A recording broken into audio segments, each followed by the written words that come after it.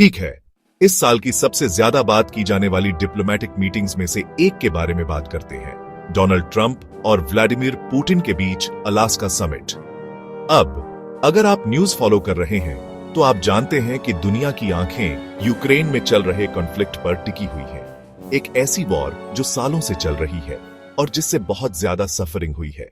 तो जब ट्रंप और पुतिन अलास्का में आमने सामने बैठे तो सबके मन में सबसे बड़ा सवाल था, क्या यह पीस के लिए ब्रेक थ्रू हो सकता है? भले ही समिट लगभग 3 घंटे तक चला और उसे प्रोडक्टिव बताया गया, पर यूक्रेन वॉर खत्म करने के लिए कोई कॉन्क्रीट एग्रीमेंट नहीं हुआ।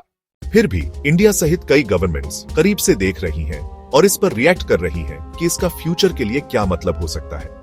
तो इंडिया ने क्या कहा?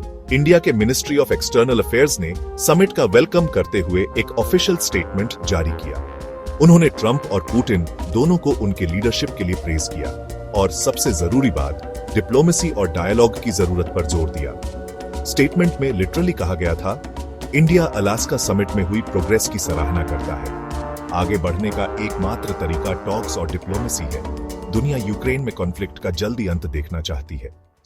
और ऑनेस्टली यह वही सेंटिमेंट है जो दुनिया भर के लाखों लोग शेयर करते हैं। बहुत हुई डिस्ट्रक्शन, बहुत हुआ केओस, लोग बस पीस चाहते हैं। अब यह पहली बार नहीं है जब इंडिया ने डिप्लोमेसी की बात की है।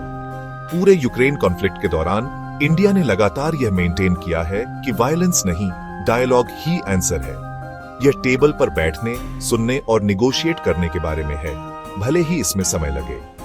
चलिए एक सेकंड के लिए जूम आउट करते हैं। इंडिया को इतनी परवाह क्यों है?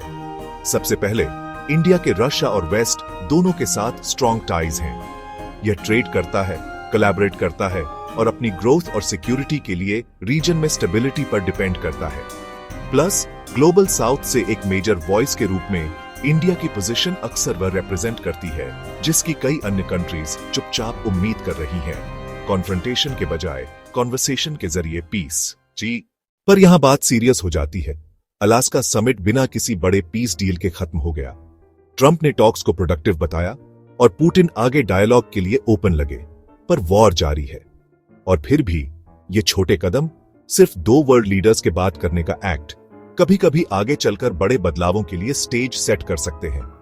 तो आगे क्या? अभी के लिए दुनिया इंतजार कर रही है और जैसा कि इंडिया ने कहा, उम्मीद साफ है, डिप्लोमेसी के जरिए डिफरेंसेस को रिजॉल्व करें और यूक्रेन में सफरिंग को खत्म करें। यह एक रिमाइंडर है कि सबसे मुश्किल समय में भी लड़ना नहीं, बात करना हमेशा बेहतर होता है। अभी के लिए बस इतना ही। अगर आप ऐसी ग्लोबल इवेंट्स पर अपडेटेड रहना चाहते हैं तो सब्सक्राइब करें और चलिए कॉन्वर्सेशन जारी रखते हैं। जी।